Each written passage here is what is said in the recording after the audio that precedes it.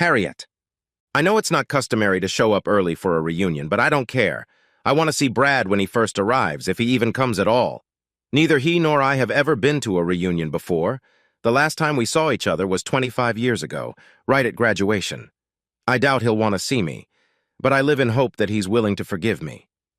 I sit at the table where I see my former classmates come in and register for the banquet and dance. Thank goodness there are name tags. So far, I haven't recognized anyone by sight, nor have I exchanged the lie that you haven't changed a bit. Mostly we're fatter, grayer, and slower than we were.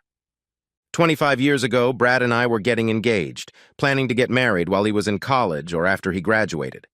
I expected the ring shortly after our high school graduation. We had been an established couple for over a year and had known each other for many more years. No one envisioned what would happen, at least not me. During spring break, Brad went on a mission trip to Ethiopia with his church's youth group. I missed him very much. Frederick Donaldson was the big man on campus that all the girls ran after.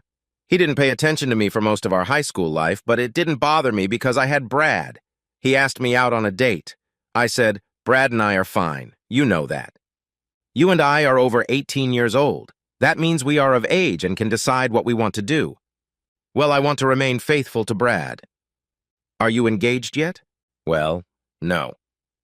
"Then there's no harm in going on a date with a friend." Why the sudden interest in me? For two reasons. One, I've always berated myself for not asking you out before you and Brad started dating. Two, shortly after graduation, I'm going to be leaving to stay with my parents in New York City. I'll be living alone until graduation.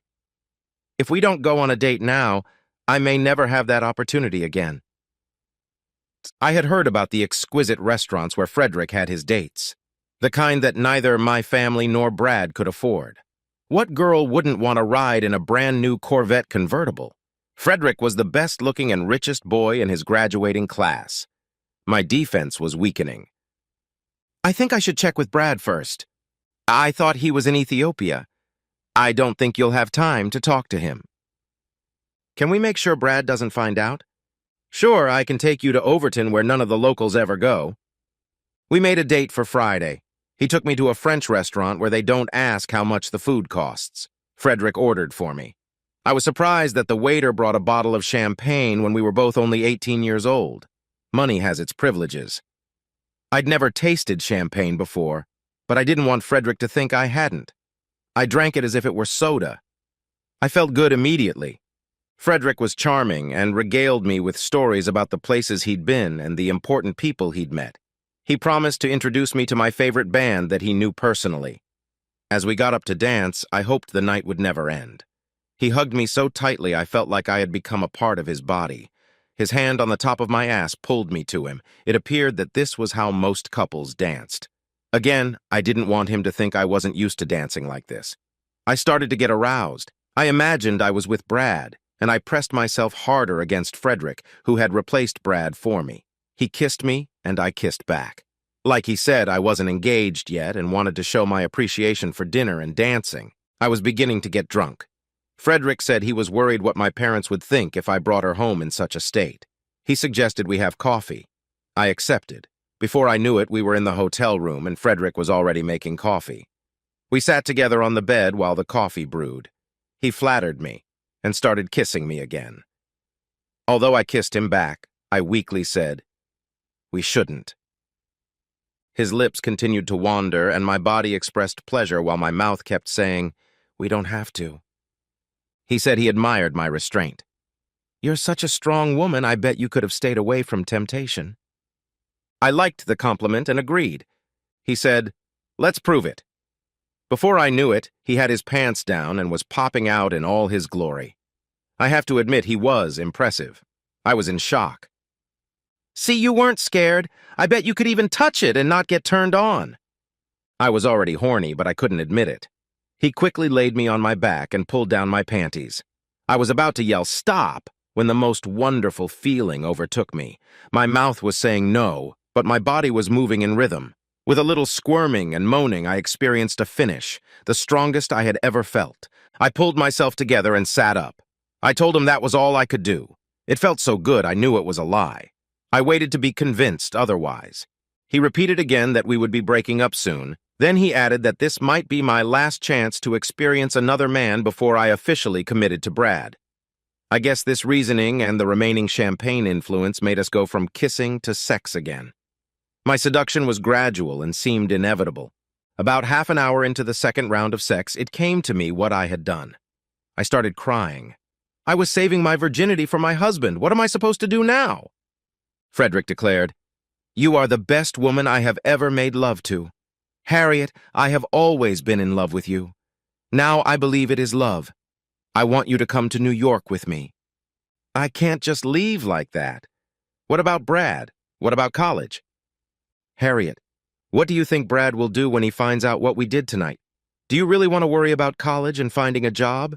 Didn't you say you wanted to be a wife and mother first and foremost? You can do that and not worry about money if you marry me. Frederick, this is too much for me to handle the way I feel. Please take me home. I stayed away from Frederick until Brad returned. The guilt felt like a 50-pound bag weighing me down. I was so ashamed. I was sure that by looking at me, everyone realized what I had done. I knew my parents would disown me if they found out. To leave, Frederick or not, sounded better and scarier with each passing moment. I was nervous when Brad and I first met after his trip. I thought for sure he was going to see the scarlet letter A on my forehead. But Brad was so engrossed in telling me about his missionary trip that I don't think he would have noticed anything different about me if Frederick and I hadn't made love in front of him. I just let him talk and talk and talk about what a life-changing experience it was. He seemed so disinterested in what I was doing while he was away that I was able to reduce my guilt over the following weeks. I was back to my usual Brad girl lifestyle, and he didn't notice that anything was wrong. I thought everything was fine too until I missed my period. I wasn't on the pill because I wasn't married yet. That night I was too engrossed to check if Frederick was wearing a condom or not. The chances of me getting pregnant were slim, considering we had only done it twice. By the time I graduated high school, I was 2 months pregnant. I was already starting to get a bump. I broke the news to Frederick. I was surprised. He thought the news of my pregnancy was great. Now his parents were more likely to approve of the marriage. He convinced me that he really loved me and would take care of me. Not knowing what else to do, I decided to leave town before my pregnancy out of wedlock became an embarrassment, and it seemed like the best alternative. I remembered how good the sex with Frederick had been, and somehow the wishful thinking had helped me believe that Frederick and I could have a happy marriage and family. But what to do about Brad? What I did next was as shameful as the fact that I had gotten pregnant.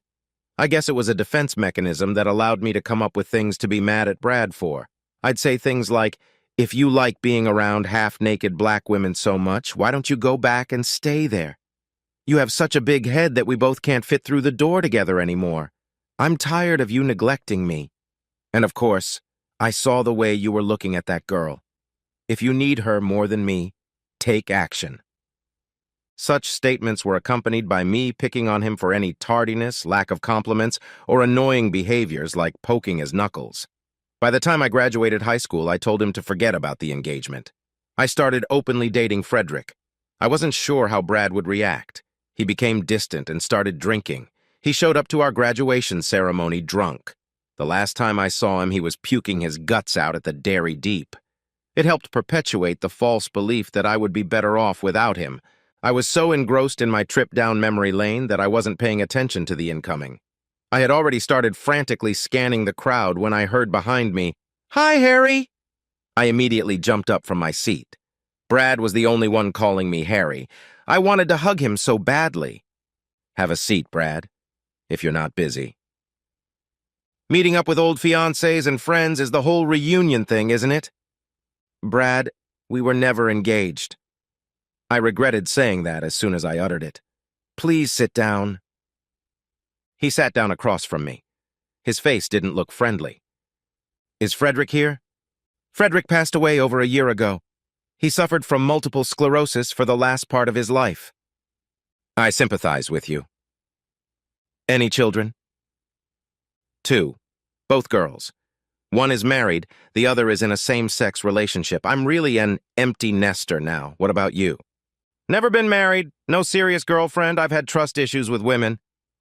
I thought, Oh shit, he's still holding a grudge against me. Nothing good is going to come of this. I guess I should take my shot and leave if things get too bad. Brad, I came today hoping you'd be here. I'd like to apologize to you for the way I ended our relationship. I'm sorry you left me. I sighed. Yes, and quite rudely and insensitively at that. I'd like to explain why I did that, if you'll allow me. And why should I do that? To give us both a chance to finish our conversation. Don't tell me you haven't wondered why I did what I did. Don't tell me you never thought about me again. I think I've thought about you almost every day since then. I'm sorry, but I find it hard to believe that you thought of me so much, even though you thought of me so little back then. That's why I want to talk to you.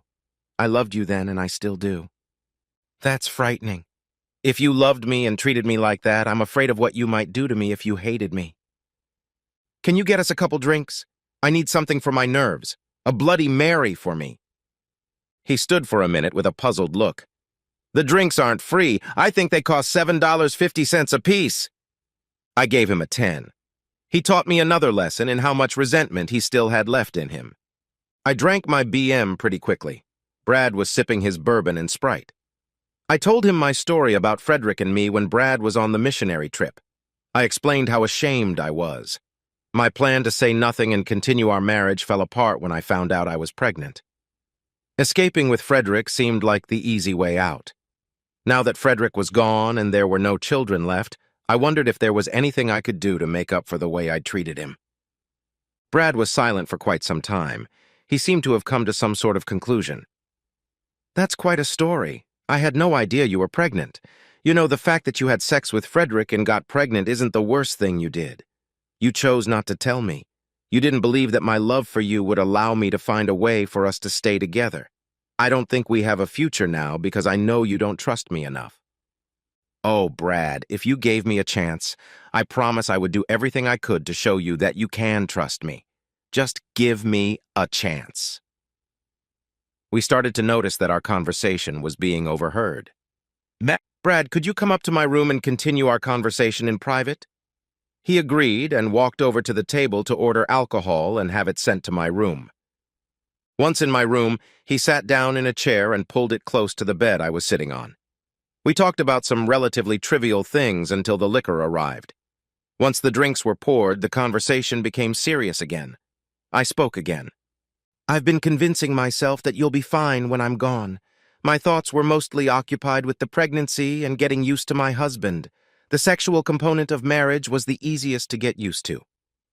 Frederick seemed to be looking forward to our child until he found out it was going to be a girl. Nevertheless, he seemed pleased, but not excited. I should have known when he asked me in the delivery room when we could start trying for a boy. As soon as I could, Frederick and I started having sex with the goal of getting pregnant again. More specifically, having a boy was his main goal. He was disappointed again. He started drinking a lot and became rude to me, especially during sex. During one episode of rough sex, my water broke. I went into labor a few weeks premature, and complications arose. Frederick was devastated when he found out I couldn't have any more children. Frederick stayed away from home as much as possible. When he was home, he was angry and rarely engaged with the girls. After about a month, his mood changed. He seemed happier. Our sex life had diminished, but he was no longer rough. I breathed a sigh of relief when he actually became nice to the girls.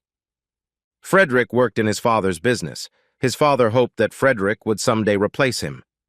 As the years passed, his father became less optimistic about Frederick's ability to run a large business. This became evident in the will that was drawn up after the untimely death of both parents in an automobile accident. Frederick was truly saddened by their passing, but became furious when the will was read.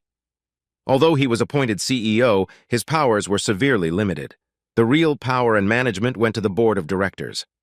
Over time, however, Frederick began to enjoy being a mere figurehead. He attended business dinners where important people mingled with a few celebrities. He prided himself on his charitable work, that is, giving away money, and he always took credit for the fact that the company's affairs took a turn for the worse after his father was gone. The girls and I didn't enjoy his success, except that we had more expenses. With his parents gone, he no longer had to hide his big secret. Not only did he have a mistress, but she gave him the son he so desperately needed. They went from being a secret to being a source of pride for him. The guest house on our property became the home of his second family. He spent more time with her and his son than he did with us. At the time, I had no choice. I couldn't imagine divorcing him and living on much less than what we were used to, at least until the girls finished school. Janet, his mistress, turned out to be a very nice woman. She genuinely loved Frederick and regretted falling in love with a married man. We became friends, and soon the girls and her son were playing together. While I was waiting for the right time to break up the marriage, Frederick received news of his multiple sclerosis. From the beginning, he was not a compliant patient. He was determined to ignore the doctor's advice and walk away with a twinkle in his eye. This meant he went back to smoking cigars, drinking, and whoring. The latter activity was what caused him to lose his mistress. She left with a monthly fee that guaranteed access to his son, though the latter showed no interest in following in his father's footsteps in business or whores. I stayed with Frederick until the very end. When he died, he left all of us, including his second family, in complete material wealth. I am truly free. I can go where I want and do what I want. I hope you want me in your life, whatever it takes. There, I've poured out my soul. What do you say? Bread. I guess I should tell you my story first. After you left me, I started drinking. At one time, I was close to alcohol poisoning. It was after you left with Frederick. I'm glad I didn't know you were pregnant. That might have pushed me even closer to suicide than I was. I saw Harriet's reaction to that statement. She started crying. I got to a good therapist and started my life over. I went to college and dove headfirst into my studies. I finished college in 3 years and was hired at a good company with career opportunities. I hardly dated at all. But even then, I never had more than a first date. Harriet, I have to be honest. You really ripped my heart out and tore it into little pieces. I loved you so much. I never would have believed you could betray me. I let that statement sink in. I've realized over the last 20 years that I never stopped loving you, no matter how hard I tried. Believe me, I've tried hard. Again, I paused for empty effect. Now Harriet was pleasantly surprised. I came here ready to shame you, ridicule you, and make you feel as bad as possible. Now I have my chance, but I just can't do it. Hell, I still love you despite... I can't help it. The thing I want most right now is to rip your clothes off and make love to you. You don't need to rip my clothes off, Brad. I can take them off just as fast. And she did. Over the next 4 hours, I was able to climax 3 times, and she was able to climax much more. We lay in bed, wet with sweat. We were exhausted, blissfully exhausted. I felt it was time for the ultimate question. I asked her, "Where do we go next?" She replied, "Anywhere." Do you really mean that? Absolutely. If you ask me to sell my house and move where you are, I'll be there. I'll move in with you or buy an apartment near you, whatever you want. I have so much catching up to do. We have about 30 years or more ahead of us to make each other happy. I don't want to waste a minute of it. Okay, here's the plan. I'm coming up with it as I think about it. I need to do a few things to prepare for you moving in with me. You're selling your house. When you're all packed up and ready to move, call me and tell me you're on your way. Until then, don't call me. Let's let our anticipation build so we'll experience an explosion of joy and, of course, sex when you arrive. It'll be just like tonight, only better. She looked a little puzzled, but readily agreed. We made love for as long as we could before I had to check out of the room. Harriet, oh my God, my wildest dreams had come true. I immediately called the girls and told them about my good fortune. I can't wait for the girls to meet Brad. Over the years, I have told them about Brad. They agreed with me long ago that they wished I had married him, even though they realized they wouldn't have been born then. After talking to the girls, I changed my Facebook page to In a Relationship. If there was any better way to let the world know, I would have. In the weeks that followed, I was busy getting rid of clothes and furniture, closing utility bills, saying goodbye, and selling the house. My realtor said I had priced it too low, but I wanted the house to sell quickly, and so it did. Everything was going well except that I was dying to call Brad before I was ready. I picked up the phone a few times, but the last thing I wanted to do was upset Brad. I had trouble falling asleep even as I tried to remember our night together. Finally, before I completely lost my mind, it was time. My heart was beating so hard it was ready to jump out of my chest. I was about to call my one and only true lover to tell him that I was on my way to the beginning of the happiest time of my life. "Hello," a female voice answered. I guessed it was the maid Brad had probably hired to clean up before I arrived. "Yes, can I talk to Brad? He's very busy right now. We're getting our daughter ready for college. Can I tell him who's calling?" Daughter? I didn't know Brad had a daughter." "Then you must not know him very well. Usually everyone he talks to hears him brag about his daughter and son ad nauseum. Sometimes I get lucky and get mentioned." She chuckled. "And you?" "His wife, of course. Hey, you're not the crazy bitch who tried to seduce my husband at the reunion, are you? Are you Harriet?"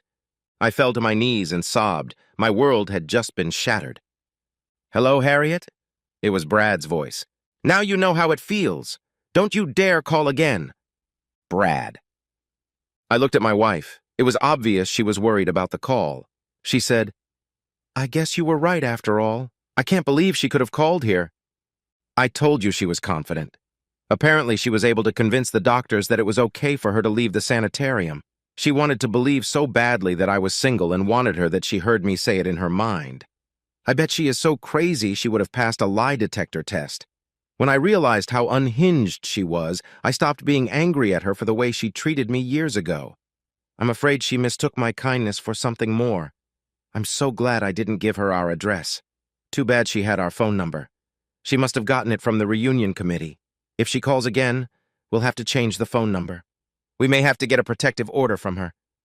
I feel sorry for her in a way. Poor Harriet. She really will be poor Harriet if she dares to show up at my house. I watched my wife retire to our daughter's bedroom. I gave a satisfied sigh. I praised myself for managing to change my revenge plan in a matter of seconds. I only wish I had a videotape of her reaction to the phone call. I don't care if revenge is served hot or cold. It still tastes good.